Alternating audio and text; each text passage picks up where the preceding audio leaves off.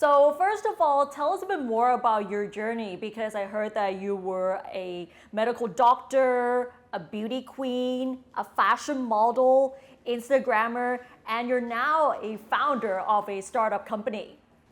It's a really good question.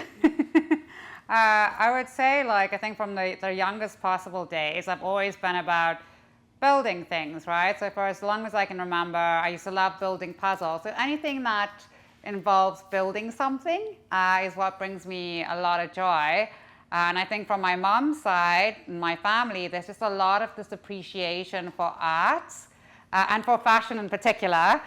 So it's no surprise that I landed up going down the whole sort of model, fashion, Instagrammer type side. And I've always been really curious my whole life.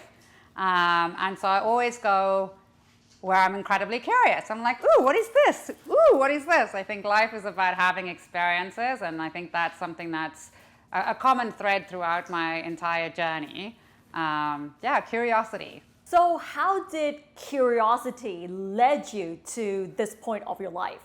That's a great question. So, as a startup founder about a year ago, I was really thinking how do we really sort of grow the company? And I was starting to get increasingly more frustrated with myself.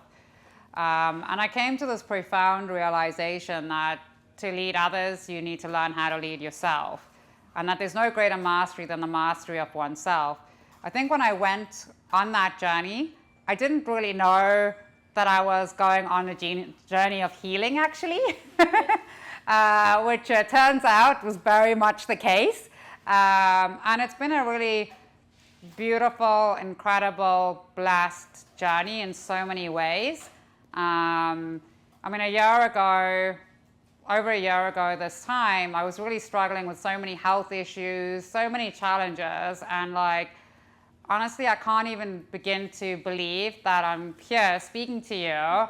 And I'm off all my medication. I mean, it's incredible. It's crazy to think that I would be off all of it, right? Last year, at some point, I used to struggle to get out of bed because I used to be in so much pain, and I was really struggling with my autoimmune conditions that I had. And to be able to, like I said, be here today and having gone through everything I've been through, it's nothing more than, in my opinion, heaven sent. So I'm very grateful for the journey. So what has been the biggest turning point in your life where you realize that you have to really take care of your mental health? I always was the type of person who was who cares about mental health? And then that's true. I actually put a post on that on LinkedIn recently on World Mental Health Day. And that's because I grew up in a society that basically made mental health taboo, right? And we have this really strange, perception, I would say, in society to say, oh, well, if you don't have depression, or if you're not an alcoholic, it's sort of we've defined what mental health is, right? But mental health is an everyone thing. It's not just for people who have depression or people. And then people somehow look down on these people, right? Not realizing that they themselves also struggle with similar issues, right? So for me, I would say a key turning point for me was, I think, a number of times, and even then I didn't even dare call it mental health, right? Because I was so conditioned to think mental health equals bad, right? And that's not the case. But I would say at some point, last year, I think one of the key things that I realized was I always felt like I was sabotaging myself in some way, shape, or form, that it really wasn't sustainable anymore. I came to these really beautiful realizations, and that's what made me say, okay, if I really want to make a difference in the world, then I really need to start to change myself, because that's the only thing I can change is myself. And so that's how the whole journey started. So why do you think mental health remains taboo in most societies?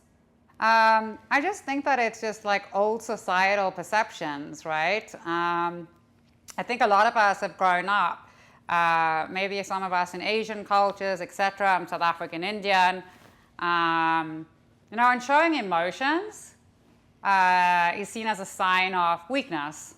So if showing emotions is seen as a sign of weakness, what happens? We get taught to repress and suppress them, right? And then that's exactly where mental health issues start, right? So like, I would say it's this, everyone seems to think that there's strength in not showing emotions, but actually its strength lies in actually being vulnerable, not the other way around. So I would say it really comes from way back when, where people were like, no, you need to toughen up and, just get on with it.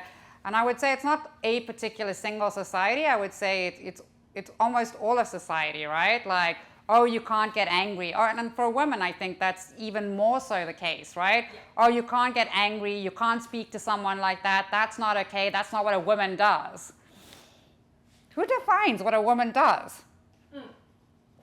I mean, who makes that stuff up? I mean, it's a good question. It's interesting how you mentioned that women are often told to repress their feelings considering the gender norms and the cultural values. So were you affected by these cultural values or gender norms at all? Once again, I think for me, I suppressed and repressed so many emotions from like when I was a child, thinking that that's the way that you deal with everything and everyone around you. And when they talk about trauma responses, there's three, right? Which is the fight, flight, and then there's also the freeze, right? So I was just frozen for most of my life. I had no clue about what emotions actually were. I just completely suppressed and depressed them because that's just not the way you're supposed to behave. That was my mechanism of coping because I thought that is what that's how you're supposed to behave in society. Back to what you said on stage, you mentioned that you found yourself abusing yourself over and over again, despite that you've reached several milestones in your life and all of the outward successes. So how did you manage to heal from that experience? So for me, forgiveness was a really, really important part of the process. And learning kindness and compassion was really important. So I would say, we all have these inner children within ourselves. And it's really about showing that lovingness and that compassion and kindness towards ourselves and to the inner children that we have. And once you start to heal those inner children, whether it be through forgiveness practices or whatever it is, something shifts within you. And when you're dealing with the root cause, at an energetic level, something changes within you. I did not expect to land up healing myself through this journey. It just happened on its own. But I would say kindness, compassion, and forgiveness are three very big things. I think in society as a whole and humanity as a whole, we don't exercise any of that enough, to be honest.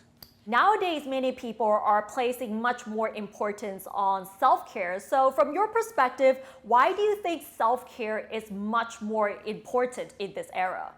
Well, I think, self-care is a way of showing love and appreciation and kindness to yourself, right? So if you can't show that to yourself, how can you show that to the next person, right? Because to truly love someone unconditionally, you need to first learn how to love yourself unconditionally. And self-care comes from a place of actually loving yourself. But you can't care for yourself if you don't love yourself. So from your experience, how did you manage to find the right balance for yourself? Look, I think healing is not a destination. It's a journey, right? Mine's been a very accelerated one, I must say, because it's been a year and I'm oh, okay, that's a lot. But that's because I placed all my energy on healing because I wanted to be, I want to be able to make a difference in this world through my startup. So I'm okay, if I want to change my outer reality, I need to change my inner reality. And so I focus a lot of energy and effort on that. And even still today, I spend maybe an hour in the morning with either a meditation or whatever it may be. And then also again in the evening before I go to bed, There's certain practices that I do, whether it's prayers, whether it's chanting, whatever it is. So always the beginning of my day, at the end of my day, there's always something that I do. And then also in the middle of my day as well, right? So I think, when you're leading a company or whatever, I think sometimes, like things happen, right? And sometimes you really need to take a time out. And I think before I just used to push on and force my way through everything. I think most of us do. But I've really learned to just take a step back and just pause and say, okay, I can delay this meeting by 10 minutes. And I'm going to take that 5 minutes to just do maybe a piece of breath work or like just meditate and just clear my mind in order to really have clarity or deal with what needs to be dealt with. I think the other big thing that I've learned is because we're so connected, we want to be able to respond to everything now, right? But sometimes when stuff happens, we're so emotional, right? Because we get triggered. And so once again, I think as I was speaking earlier, if we're triggered, there's clearly a wound there. So if we're being emotional as we're responding from a place of hurt. So we're not actually seeing clearly at all. It means we don't actually have clarity as to what's happening. Right. So what I do now is I'd rather take 24 hours and wait. Allow myself to just process the emotion and see the situation for exactly what it is, without the fuel of like my past traumas, right? So do you think you have succeeded in this journey? Look, I think what do you define as success, right? So for me, success is something that's very inward, it's not outward, right? So if I were to look at myself, do I define success as starting to find inner peace? Yeah, I feel like I'm starting to get to that point where I'm feeling more inner peace than I've ever had before. Am I experiencing joy? Yes, like I actually know what joy feels like for the first time, and that's incredible. I no longer have to inject myself every 2 weeks with a biologic for my autoimmune disorder. Is that success for me? Yes, but the success for me is more around the fact that I'm not beating myself up like I used to before, right? I have far more energy than I've ever had before, and I'm just generally a happier, healthier person. And for me, that is success. We always talk about living in the moment, but how can you live in the moment if you're not happy and healthy, right? But happiness comes from here, not out here. I can actually think of one more question though, is that what would you like to say to yourself 10 years ago? I would probably tell myself to not be so hard on myself. But it's funny because I don't think 10 years ago I would have even have listened to that. I was too headstrong. I don't think anything I could have told myself 10 years ago would have made any difference because I was so closed off to everything, everyone, that there's no ways. And by the way, there's so many people who on my journey in the last 10 years who have tried to help me heal myself, and I wouldn't have any of it because I was just like, nope, this is like how things are done. I was very, very rigid. Yeah, so it's a good question. I'm going to reflect on that one. Maybe I'll have an answer for you the next time we chat. But I was very rigid. I'm not sure if I said anything to myself 10 years ago would have made any difference, to be honest. So what would be your final advice to those who are struggling to find their inner peace? So I would say, first of all, is like patience. It's a virtue. But starting off with just forgiving yourself, right? Because when you're struggling, what you need is kindness and compassion, right? Not like, oh my gosh, why can't I get this? Why am I not healed already? Does that sound like kindness and compassion? No, right? So I think it's just about being gentle and kind to ourselves, right? Because, beating ourselves up on the healing journey to get to a point of peace, and then we're beating ourselves up in the process of trying to get to peace, doesn't make a lot of sense. Right? I mean, it's kind of pretty logical, right? But if we go from approach of just having kindness and compassion and really trying to understand what's going on with ourselves and allowing ourselves to feel.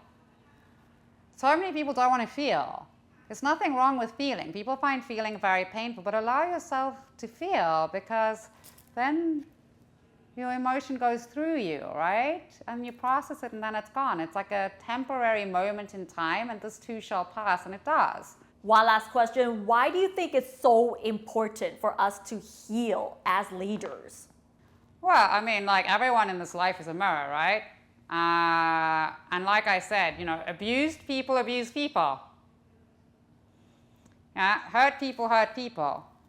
So if you can't love yourself, how can you love someone else? If you're not proud of yourself, how can you be proud of someone else? If you're not kind and compassionate to yourself, how are you going to do that to someone else? You just can't. So everywhere you're coming from is not very constructive, it's just destructive. And leaders should be constructive, not destructive. So leadership starts with oneself. All right, thank you so much for today. My pleasure.